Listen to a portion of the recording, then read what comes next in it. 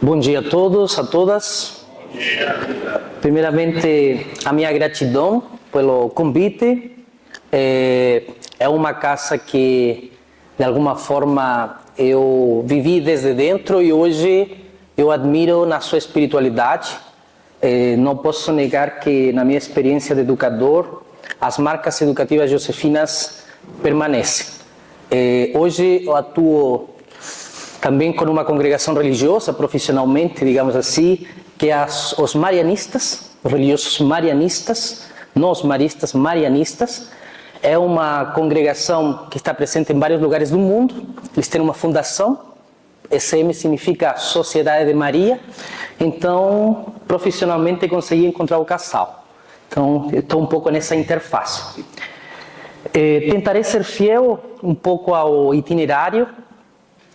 Tenho a formação em filosofia e teologia, mas não me considero nem filósofo nem teólogo. Acho que ter a graduação não diz que a gente seja filósofo, seja um teólogo, mas sim entendo que, enquanto pedagogo, posso fazer uma contribuição e também não seria, eu diria assim, muito prudente, considerando a trajetória dos congressos, e já tive a possibilidade de fazer todo esse percurso de leitura, considerando a profundidade teológico-pastoral que de alguma forma os congressos têm tido.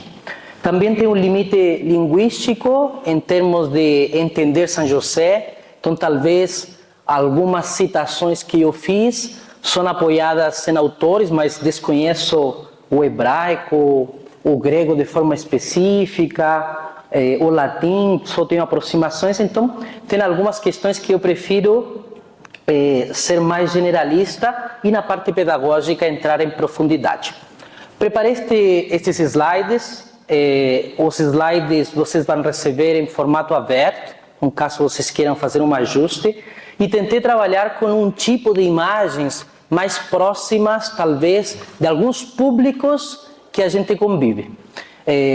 As iconografias são bonitas, a maioria das imagens que nós temos acesso a São José também são bonitas, mas em termos de aproximação infantil e adolescentes, elas são bastante distantes.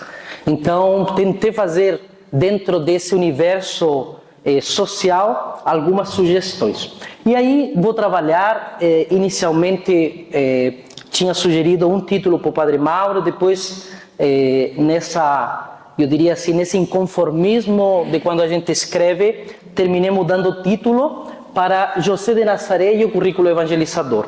Não me refiro a José de Nazaré como São José de Nazaré, para que o texto ainda possa ser lido por pessoas, educadores que às vezes não são católicos, não são cristãos e que estão nas diferentes interfaces que nós temos. Então, não tira a santidade, porque é uma experiência de fé do leitor em si, mas quando falamos de José de Nazaré, estou falando de uma pessoa de bem. E uma pessoa de bem que pode contribuir em pensar a educação, a formação humana. Por isso, essa escolha nesse sentido. Vou entrar um pouquinho no currículo evangelizador, que é próprio da educação católica, uma categoria da educação católica, e tentar fazer algumas aproximações muito simples nesse sentido.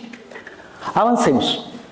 Bom, eu não vou me arriscar, porque foi, eu diria, muito bom que eu estive ontem na parte da manhã e as palestras da tarde eu consegui fazer a leitura e ver os slides, mas acho que vale a pena resumir.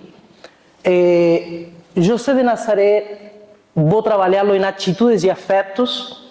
Afetos não é sinônimo de sentimentos nem de emoções. Hoje existe uma linha, principalmente de pesquisa, chamada metodologia dos afetos. É de um francês, o Jean-Luc Mourisy, que fala que os afetos são a forma como nos colocamos diante dos outros. é a nossa experiência prática. Essa experiência prática, e aí eu entendo que José de Nazaré se coloca nessa experiência cotidiana. Ele tem uma experiência concreta, ele não tem uma experiência de ideias. E como lhes falava que queria abordar São José numa perspectiva de uma pessoa de bem, que pode iluminar processos de acompanhamento pedagógicos, isso significa a palavra pedagogia, conduzir pessoas. Então eu entendo que atitudes e afetos são importantes. No texto que vocês vão receber, tem uma nota de rodapé, onde tem acesso a esse autor, o Jean-Luc Muguizy, e os livros deles, ambos livros, estão na internet disponíveis gratuitamente. Os afetos como guias da própria produção do conhecimento.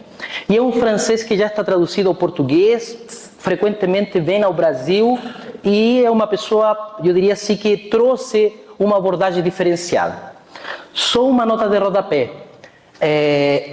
Talvez a maioria dos que estão aqui e que já fizeram uma graduação, tenho quase certeza que escreveram as suas pesquisas em terceira pessoa ou em impessoal. Hoje a pesquisa entende que isso era o limite.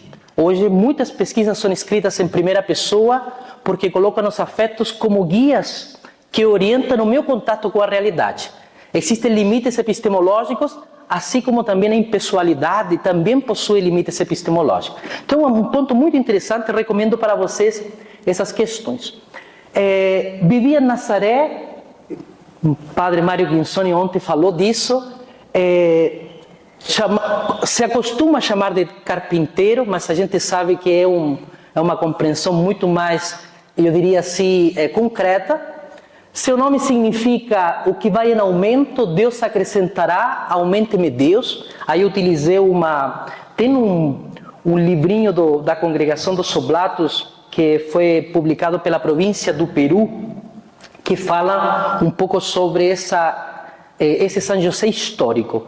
É claro que existem bastantes romanticismos, como o padre Mauro dizia, mas é um livrinho pequeno. Eu tive a possibilidade de estar no primeiro congresso de educação Josefino Mareliano em Chimbote, Peru, e aí recebemos de presente esse livrinho, e o primeiro capítulo dele fala um pouquinho desse José histórico. Provavelmente teria 18 a 20 anos de idade quando se casou com Maria, e motivado pela sua experiência de fé, assumiu a responsabilidade pela família. Aí eu estou confiando nesse autor, ainda que existam alguns pontos, eu diria assim, que precisariam ser comprovados. Seu filho Jesus nasceu em Belém, cidade na qual, junto com Maria, sofreu a situação de refúgio e posteriormente de exílio para o Egito, marcada pela situação de uma família estrangeira, não falar o idioma, não ter o apoio dos familiares ou amigos, dificuldade de encontrar trabalho e situação de pobreza. Finalmente, retiram-se à região de Galileia, regressando a Nazaré. Inclusive, na palestra do padre Guinzoni, ele cita, agora esqueci a fonte, que ele é um trabalhador itinerante, certo? Isso, itinerante. Então é importante perceber esse José dentro de um contexto histórico a partir dessas questões. E é provável que José tenha falecido antes do começo da vida pública de Jesus. Que pena que a gente não sabe como José acompanhou Jesus na adolescência, que todo adolescente tem muita energia. E eu tenho certeza que não foi tão romântica a relação entre José pai e o menino adolescente. Tem um livro que com certeza talvez a maioria conhece, Jesus, Aproximações Históricas, do Antônio Pagola, que inicialmente uma versão é acusada pela igreja por algumas heresias, digamos assim, entre aspas, não publicável, mas depois ele fez alguns ajustes, trouxe o livro à publicação. É um livro muito bom, porque traz um Jesus, mesmo com todo o romanticismo do padre que escreve, mas ele tem dados históricos interessantes.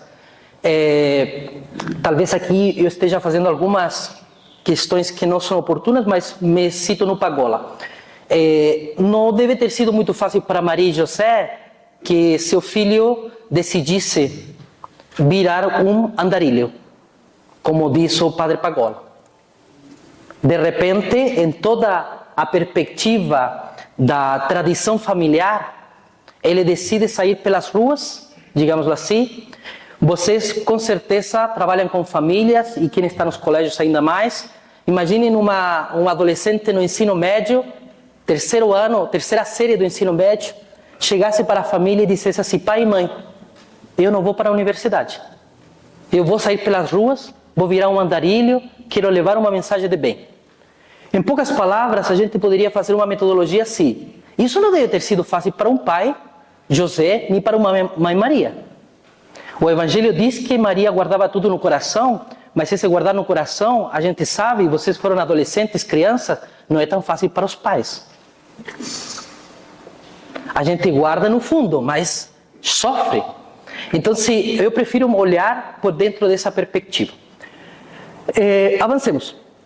É interessante que um bispo, se não me engano também peruano, ele traz essa ideia que me chama muito a atenção. Eu sei que o Padre Mauro tem um texto que fala da autoridade sobre José, então eu não sei se estou fazendo aqui uma heresia pedagógica, mas jogo a questão para o bispo, por isso cito ele. Ele diz assim, que a paternidade educativa de José a paternidade de José é educativa, e que a palavra autoridade significa fazer crescer. E aí é interessante porque quando a gente lê Lucas, diz assim, que Jesus crescia em estatura, sabedoria e graça diante de Deus e dos homens.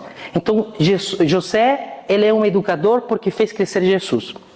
Mesmo que essa relação que rei, neste caso o bispo, fez, não tivesse sentido direto, mas tem sentido porque educação, aqui às vezes é mal traduzida a palavra aluno. Algumas pessoas traduzem aluno como silus, e é uma tradição etimológica errada. Aluno significa aquele que precisa ser nutrido. Quando se fala alunos, não é silus. Essa é uma relação errada de compreensão da palavra aluno. Então, é aquele que se nutre. E com certeza José participa desse nutrir, da comida, das brincadeiras, da profissão, entre outros. Um ponto interessante, Paulo VI fala isso, já é talvez algo que os congressos têm trazido, mas José dá o estado civil, a categoria social, a condição econômica, a experiência profissional, o ambiente familiar e a educação para Jesus.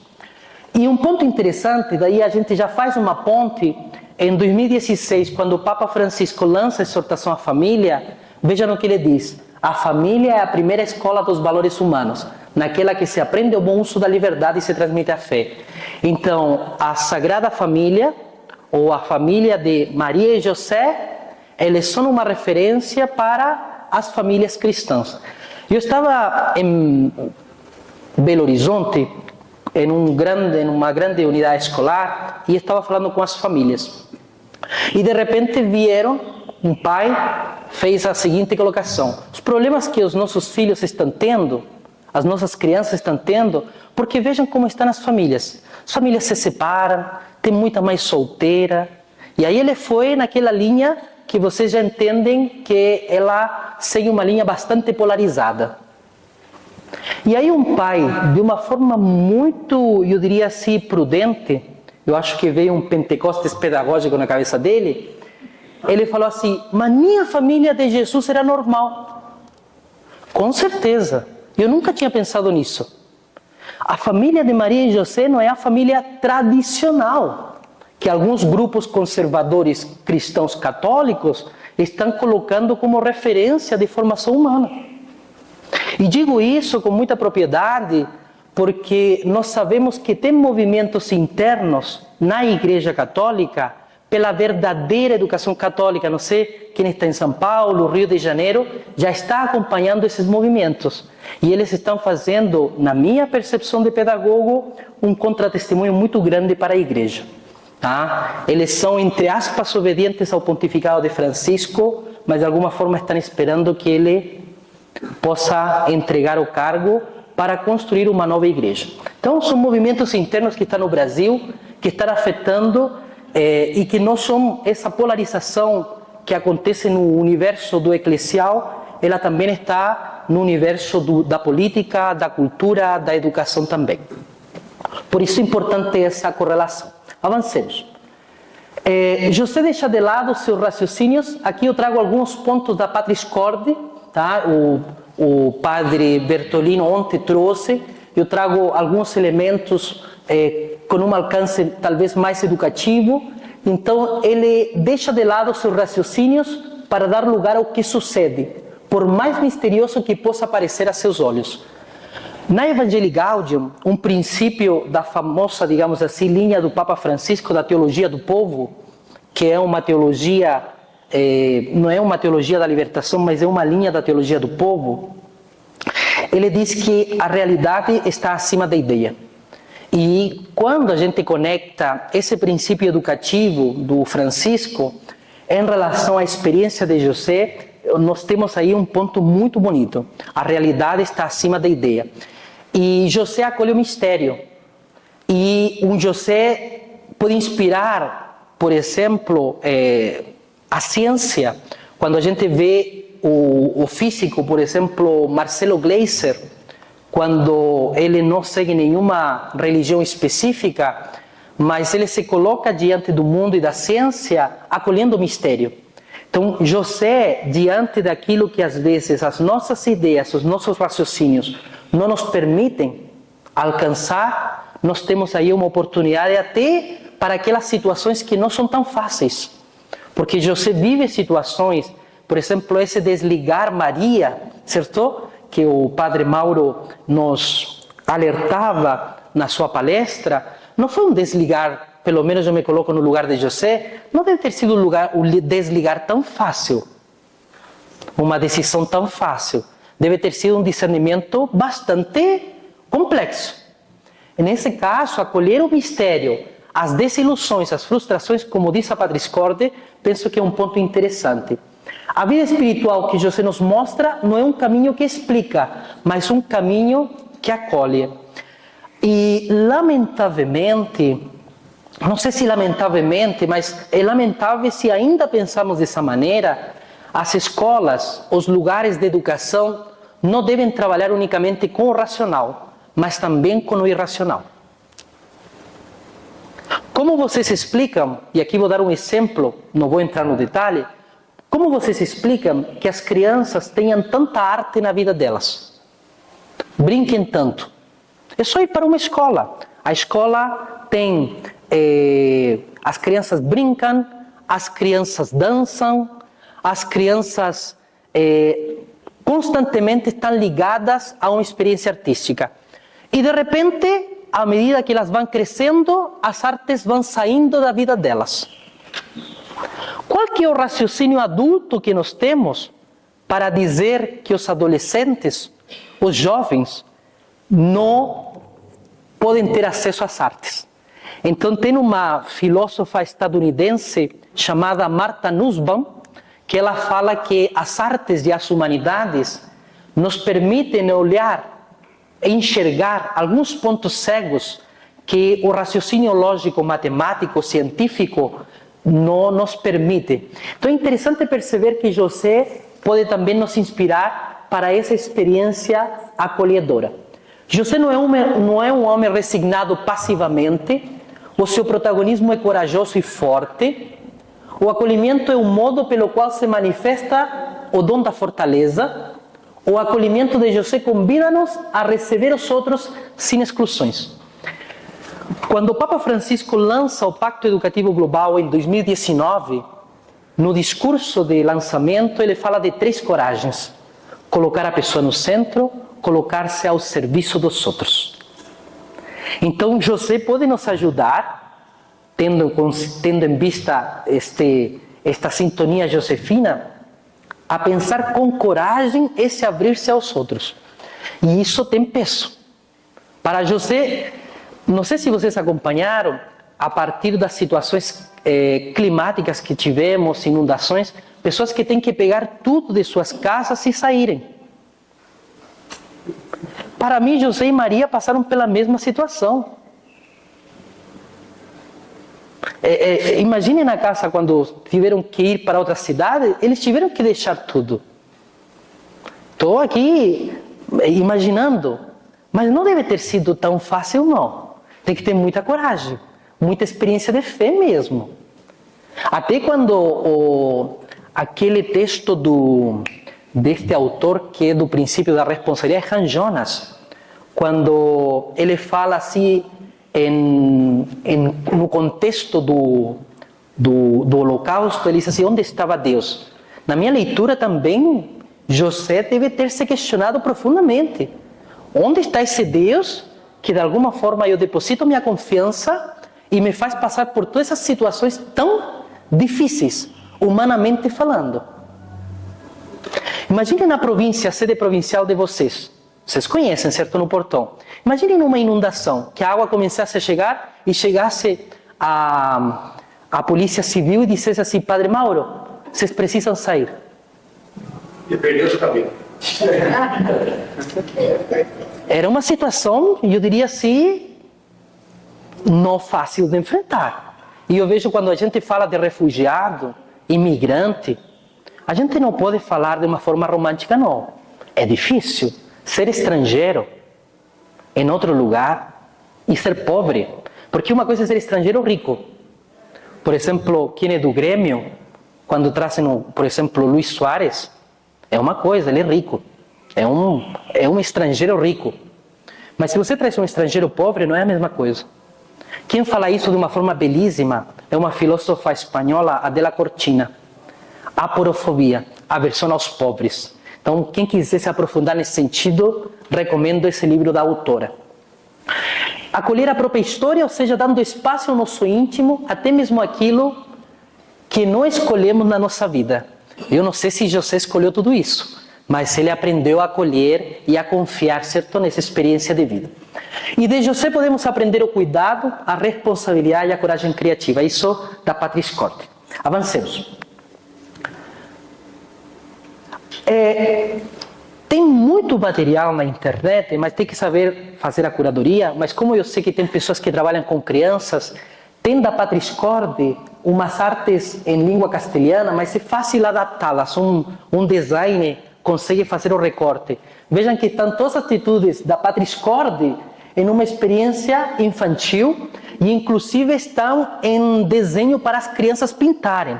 Então é uma forma de domínio público que vocês podem trabalhar. Eu coloquei até o link, os links não estão aparecendo aqui, mas no slide que a Ruth vai compartilhar com vocês, o link está bem pequenino, mas qualquer coisa eu posso compartilhar com vocês. Tem vários autores que têm trabalhado essa experiência, e de uma experiência muito sutil, muito atual, tá bom? Então não vou entrar no detalhe, mas só comentar com vocês. Avancemos. Temos também Bento XVI, e aí foi o padre Mário Guinsoni que tem naquele livro Pegadas Marelianas, que ele cita esta referência da homilia de Bento XVI, mas é interessante porque alguns autores não josefinos, por exemplo, tem uma irmã que eu cito, que é uma ex-provincial de uma congregação genuinamente brasileira, das irmãs Cordimarianas, do padre Júlio Maria Lombardi. Elas falam que José é uma experiência de educador do silêncio. Então é muito interessante. E aí, um dos capítulos que o padre Mário Guinsoni trabalha nas Pegadas Marelianas, ele fala desse silêncio do José também, que não é um silêncio passivo, um silêncio que cala a boca. Ele é um silêncio solidário, um silêncio criativo, um silêncio que escuta para a ação. Então é muito interessante essa experiência da educação para o silêncio. E aí o Bento XVI diz: o silêncio de José não manifesta um vazio interior, mas ao contrário, a plenitude da fé que ele traz no coração, que guia todo o seu pensamento e ação. Podemos avançar. Também trago aqui, e tenho percebido pouco citada a Laudato Si quando se fala de São José. E a gente sabe que hoje é uma pauta extremamente importante, não é à toa que o Papa Francisco lança a Laudate Deum, certo? No 4 de outubro deste ano. E aí a gente sabe que São José de Nazaré é um exemplo de cuidado, e aí o Papa Francisco cita como essa pessoa que pode nos inspirar ao cuidado. Inclusive, a pastoral escolar da rede USJ tem entendido que o cuidado é uma grande categoria da marca Josefino-Mareliana na experiência com as infâncias e com as adolescências. Avancemos. E aí vamos entrar para o capítulo 2, que aí vem algumas ideias. Falo de marcas educativas porque a palavra ensinar significa marcar com sinais. Então, na minha leitura, José de Nazaré, pai, deixa marcas na vida do estudante Jesus. Ensinar significa marcar com sinais. E essas marcas podem ser para o bem ou para o mal. Não é automático que um pai ou uma mãe, que um catequista, que um religioso, uma religiosa, um professor ensine para bem. Não é automático, não. Isso está na exortação à família. Os educadores, entre aspas, também educam para o mal, podem educar para o mal, quando não tem referências claras daquilo que se busca, não é automático. É claro que quando falamos das marcas educativas de Josefinas, nós temos uma referência de uma pessoa de bem. E é muito interessante porque quando se fala de currículo evangelizador, e aqui não vou entrar no detalhe, mas a Igreja Católica fala de currículo evangelizador principalmente a partir do documento de Aparecida, 2007, Padre Mauro cita ontem o documento,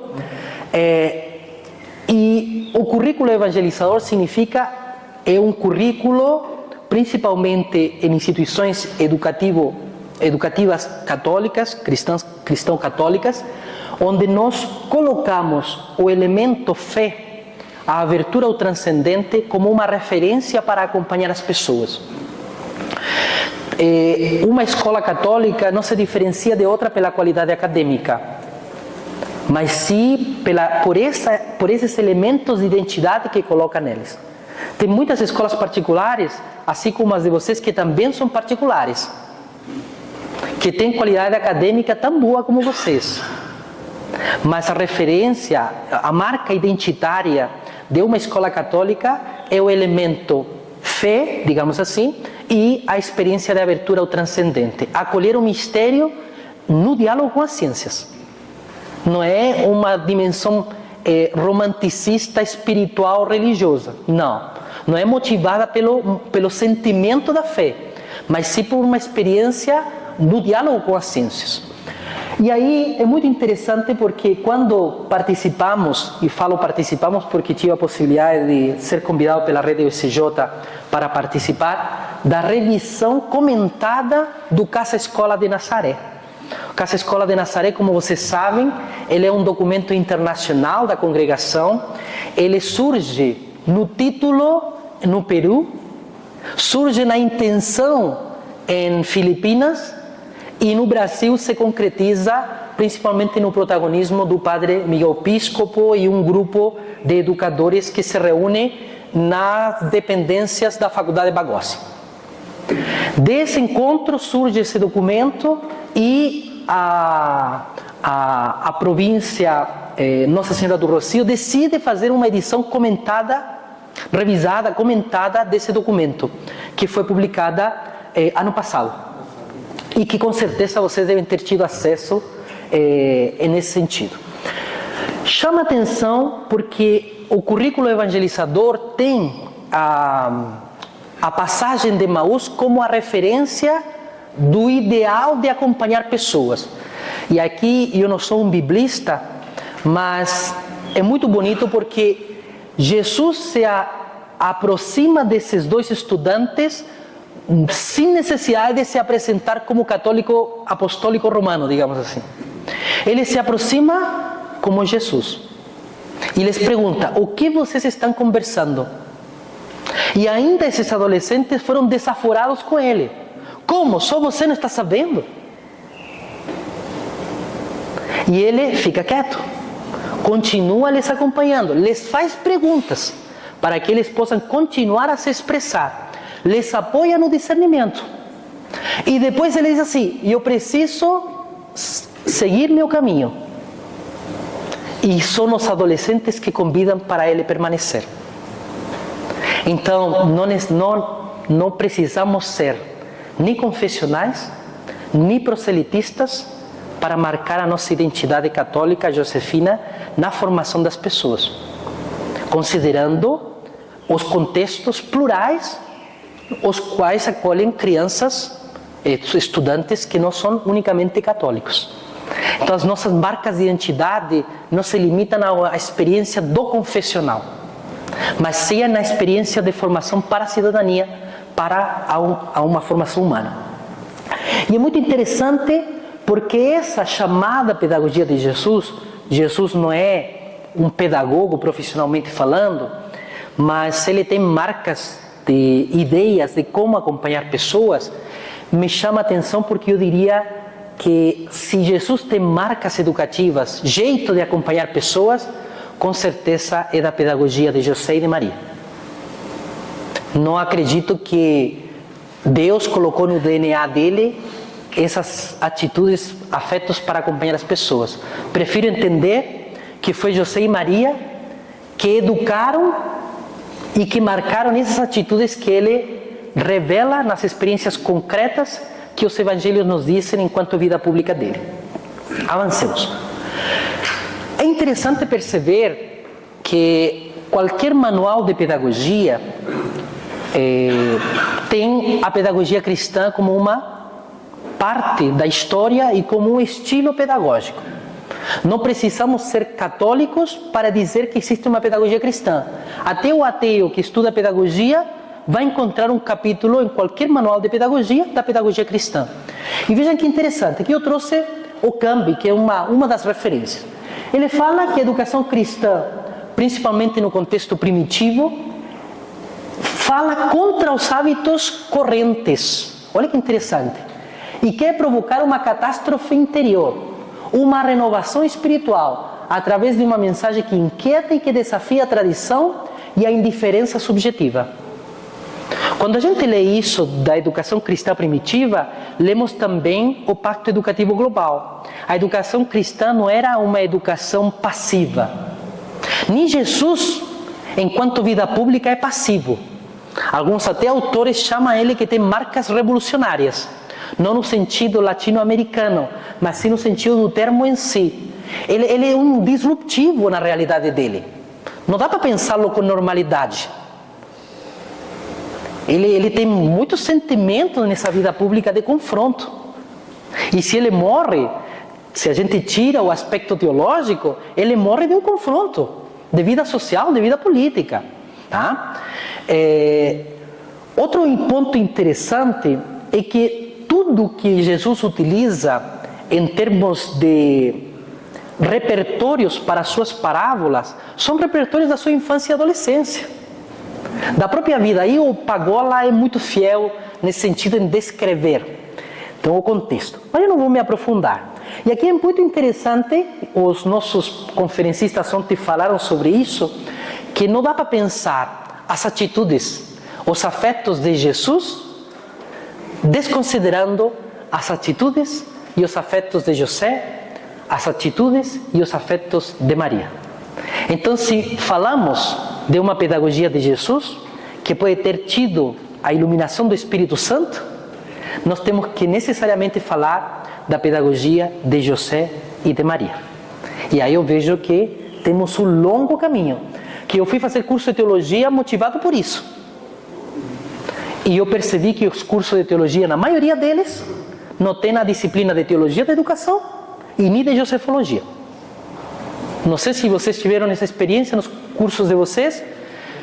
Teologia da educação, pouquíssimos, quase nada. E josefologia, eu não encontrei até agora um curso de teologia que tivesse josefologia. Tá? Então, não sei essa experiência. Eu vejo que aí nós temos, olha, até que uma visão política, educativa, enquanto a congregação. Mas avancemos.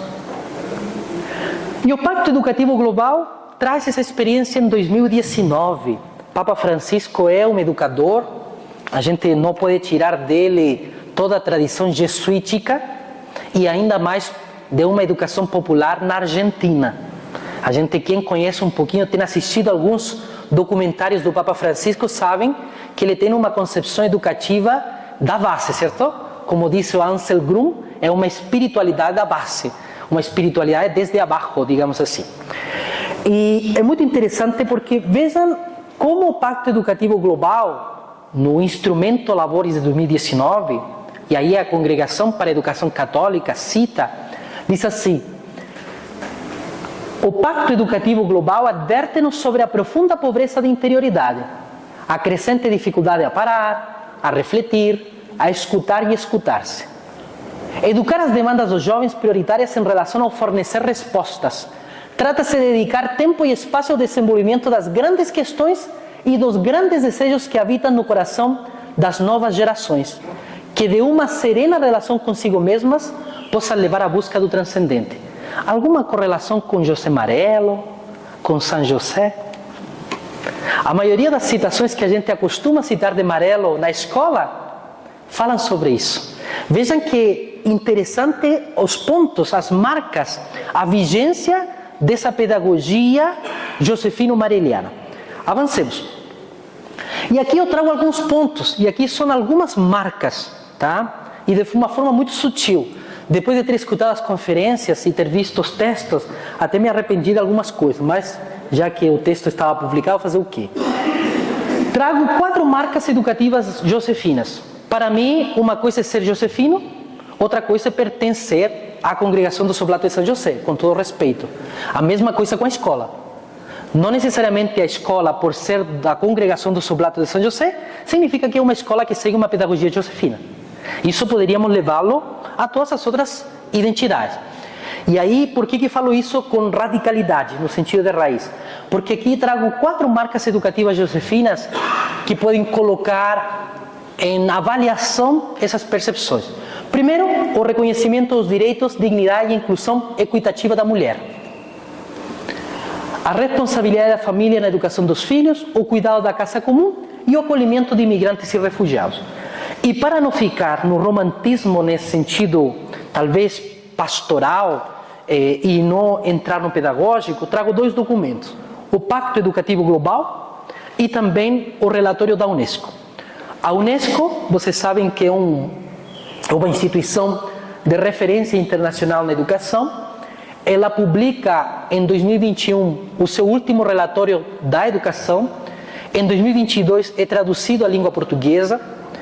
E esse relatório, ele tem algumas características peculiares. Ele não dialoga diretamente com o Pacto Educativo Global, mas veja no título: Pacto Educativo Global, em 2019. O novo pacto, certo? Para a educação, a partir da educação. O relatório da Unesco, ele inicia sua produção em 2019 e é publicado em 2021, depois de 2 anos. E sabem o mais bonito desse relatório da Unesco? Foi a primeira vez que um relatório da Unesco foi liderado por uma mulher. É a primeira vez que um relatório da Unesco, antes de uma comissão de intelectuais e especialistas do mundo todo escrever, decidem escutar. Alguma semelhança com a experiência de sinodalidade da Igreja Católica, e que o Papa Francisco puxa a orelha do Episcopado Latino-Americano e Caribe. Fala: calma aí, antes de vocês saírem escrevendo, vamos investir tempo em escutar. E são quase 2 anos de escuta. E não uma escuta seletiva. Nós precisamos escutar várias pessoas. Não é à toa que o Papa Francisco está reunido com quem recentemente, agora nestes dias? Com crianças do mundo todo. Ele está reunido com as crianças. As crianças têm alguma coisa a nos dizer. Na COP27 do clima, as crianças ganharam um território. Não foram trazidas como para fazer uma poesia para o clima. Não, elas conquistam um espaço, uma voz. Isso é muito interessante.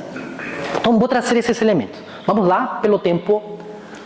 Veja, primeiro, o reconhecimento dos direitos, dignidade e inclusão equitativa da mulher. Aqui eu trago outras imagens. Aí os autores, para mim, são autores muito bons, principalmente para quem trabalha com infâncias. Às vezes a gente coloca um José tão branquinho, e eu acredito que José era bem moreno. Tá? Esses Josés um pouco me incomodam. Até Maria muito branquinha, acho que Maria pelo que eu tenho pesquisado, não era tão branquinha não. Tá? Mas essas são questões que a gente precisa aproximar-se da realidade. Para mim, José respeita e defende a integridade da mulher Maria. De onde ele puxou isso?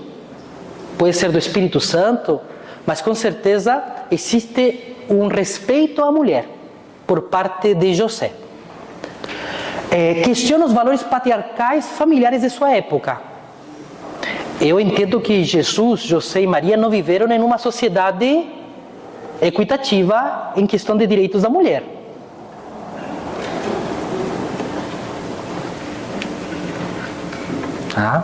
Pelo menos eu entendo que, e a gente sabe que as tradições monoteístas, elas têm o machismo também estrutural.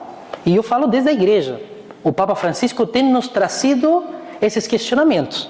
Não é à toa que a participação das mulheres na vida da igreja tem aparecido nos últimos anos. Sínodo da Amazônia e em outras experiências, e que isso também tem gerado alguns confrontos. Tá? Isso eu estou falando desde a igreja, não estou falando desde fora. Tá? E o compromisso 3 do Pacto Educativo Global fala de promover a mulher. Tá? Uma nota de rodapé. E com muita admiração do próprio Congresso de Josefologia, Congresso Teológico, mas não temos mulheres na programação como palestrantes. E não estou dizendo que os homens que estão à frente são ruins, que não precisam estar. Mas a gente precisa observar isso. Não podemos não considerá-lo. Hoje é uma marca social do nosso posicionamento público. Um material didático, um livro, um manual de catequese, tem que trazer essa experiência. A gente precisa rebuscar. Tá? Eu tenho viajado o Brasil, como o padre Mauro colocou, e tem muitos colégios de irmãs josefinas, no Oblatas de São José. E elas também têm uma riqueza carismática muito bonita. E que a gente precisa, como diz o texto da campanha da fraternidade deste ano, não sei se vocês já leram no texto base, de 2024, ele diz assim, o terceiro item é estender a tenda. E a gente pode fazer essas experiências. Tá? Avancemos. Segundo ponto, a responsabilidade da família na educação dos filhos. José assume a responsabilidade paterna e a educação de seu filho. Assumiu mesmo. Certo? Em todo sentido. Não só no sentido espiritual. Assumiu mesmo. Cuida e protege seu filho e lhe acompanha no seu crescimento. Que a história poderia nos contar que Maria foi uma mãe solteira também. Poderia ter sido, se José não tivesse a coragem de assumir essa paternidade. E eu não sei se o padre vai falar dos aspectos psicológicos, mas com certeza isso deve ter dado uma mexida lá dentro de José, na cabeça dele, bem complexa, para ele ter decidido, mesmo em uma experiência de fé, mas a experiência de fé ela é concreta na realidade. Tá? E aí o Pacto Educativo Global e a Unesco também nos fala isso. E eu vejo que José de Nazaré pode nos ajudar a entender que as famílias passam por dificuldades, que as famílias não são normais, que nem a família de José, de Maria e de Jesus era uma família normal, conforme a tradição da época. Tá? Eu não sei se Maria e José ficaram com cabelos brancos, mas tinham toda a chance de ficar com cabelos brancos, porque o filho deles deve ter tido muita energia mesmo. Para ser um adolescente decisivamente político, porque ele entra em cena. Se lembram do texto base da campanha Fraternidade deste ano? Jesus entra em cena. É por isso que eu falo que a escola católica ela tem que ser política. Para mim, uma escola católica que não é política não é católica. Política não significa partidária. E nenhuma congregação de igreja católica deveria ser partidária. Só no nome físico do religioso ou da religiosa, sim, mas em nível de congregação, não. Porque a Igreja Católica tem uma linha partidária que é o Evangelho. O Evangelho historicamente lido corretamente, não de forma interesseira. E o Evangelho histórico não tem chance de você fazer uma leitura fundamentalista, só de conveniência, quando for necessário, em alguns lugares. Avancemos. Outro ponto, cuidado da casa comum. Então, José, não temos uma leitura ecológico-ambiental de José de Nazaré, mas ele constrói um ambiente de cuidado. Isso é muito bonito. Então, quando a congregação dos Oblatos de São José decide entender a Casa-Escola de Nazaré como, digamos assim, essa proposição do seu jeito educativo, a gente entende que há uma relação de cuidado. Vejam, casa comum, a escola também como casa. Padre Bertolin, quando você falava desse autor, citava aquele autor polonês, da questão da sombra, então o Casa-Escola de Nazaré segue a mesma lógica. Então, as escolas josefinas também precisam ser a sombra, certo? Da Casa-Escola de Nazaré na realidade dos estudantes. E aquilo que o padre Mauro falava dos depositários, certo? Do mistério, os educadores precisam ser compreendidos também como esses depositários que recebem esses estudantes nesses processos. Avancemos. E o acolhimento de imigrantes e refugiados. Achei essa imagem fabulosa. E hoje nós vivemos uma situação no contexto de Israel, Hamas, e a gente pode ter em José uma possibilidade de discernimento. José atua com coragem e resiliência diante da situação de imigrante e refugiado que sofre com sua família. Desenvolve virtudes de acolhimento, interioridade e fraternidade. Assim também na experiência destes documentos. O Pacto Educativo Global fala abrir-se à acolhida. Avancemos. E aí, para ir terminando, eu digo assim, as marcas educativas josefinas projetam-se no testemunho de Jesus e reafirmam a conexão entre as atitudes e afetos de José e de Jesus, seu filho. Em Atos se lê que ele passou fazendo bem. Poderíamos falar isso de José também? Poderíamos fazer essa marca. Se Jesus foi conhecido como aquele que passou fazendo bem, para mim também isso é válido para José de Nazaré. Avancemos. E aqui eu trago 3 pontos, mas por questão do tempo não vou entrar no detalhe, mas eu poderia que são inspirações. Pensar, sentir e agir progressivamente mais abertos e inclusivos. Não dá para se dizer josefino, josefina, e aqui não estou falando de vínculo congregacional, e nem uma escola josefina se não é aberta e inclusiva. É incoerente com José. Não bate. Não bate mesmo. Tem que ser aberta e inclusiva. Tá? Segundo ponto. Escutar e acolher as necessidades dos estudantes.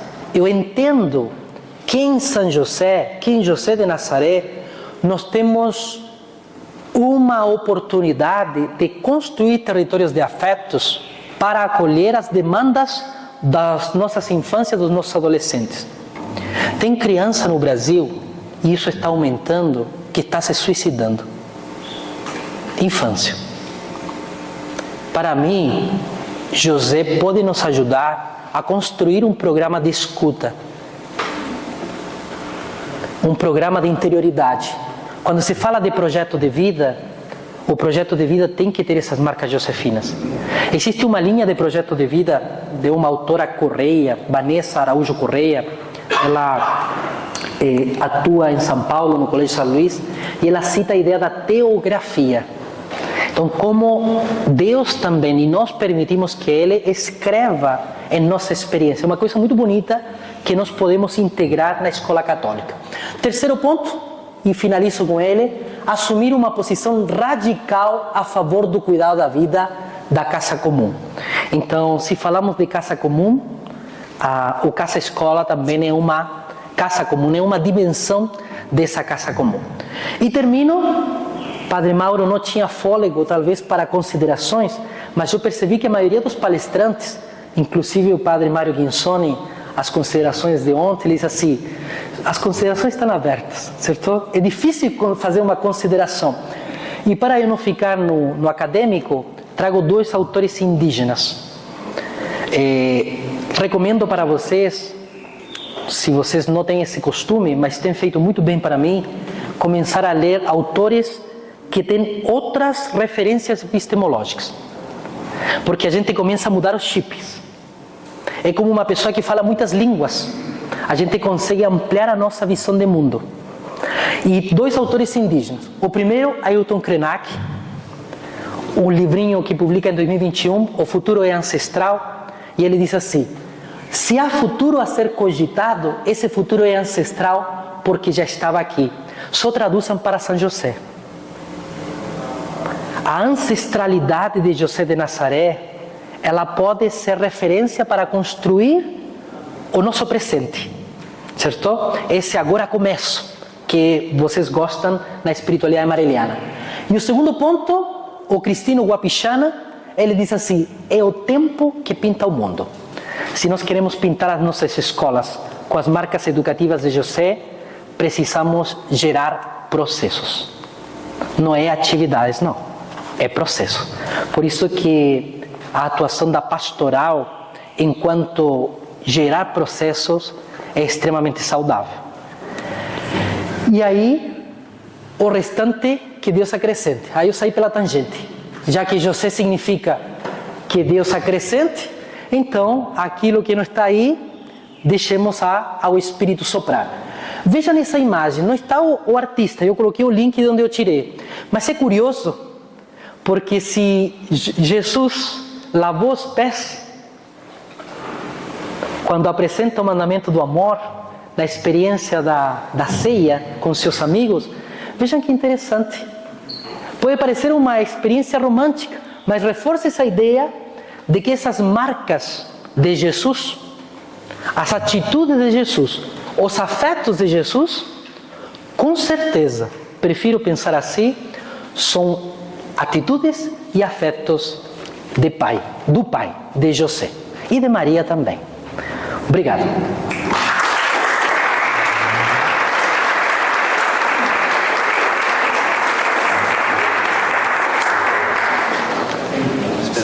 Espera aí. Sem pergunta. Perguntas, microfone.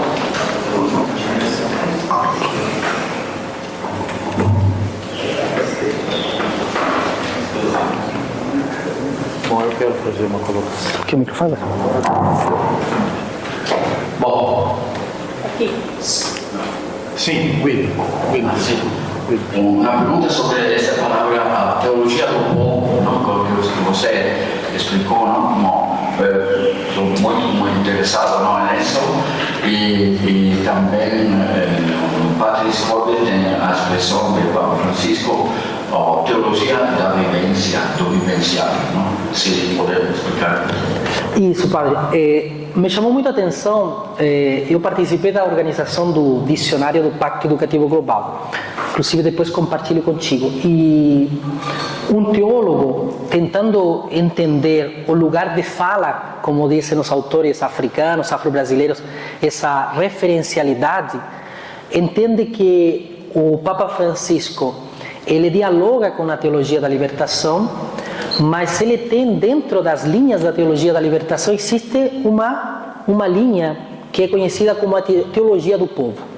E essa teologia do povo traz essa ideia da vivência, e aí um dos princípios é a realidade está acima da ideia, então essa espiritualidade é da base, então são alguns pontos, tem outros princípios, e é muito curioso porque nos bastidores da Evangelii Gaudium, o Papa Francisco coloca essas metáforas que parece que estão linkadas ao Edgar Morin pela teoria da complexidade, mas estão linkadas a essa experiência social, principalmente nas comunidades da periferia argentina. Então, um ponto muito interessante. Inclusive, não sei se vocês tiveram a possibilidade de ver, se não me engano está na Disney Play, Amém, o Papa Francisco responde, onde o Papa Francisco se reúne com vários jovens e as perguntas que os jovens fazem para ele é questão de aborto, de gênero, masturbação, temas dos jovens. E o Papa Francisco se coloca na horizontalidade para dialogar com eles. E às vezes sim mesmo tendo respostas. É um documentário que a igreja cita, digamos assim, mas que, claro, ele gera tanto uma situação de desconforto, mas se o Papa se coloca com a idade que ele tem a dialogar de forma horizontal, com certeza nos está dizendo alguma experiência dessa realidade.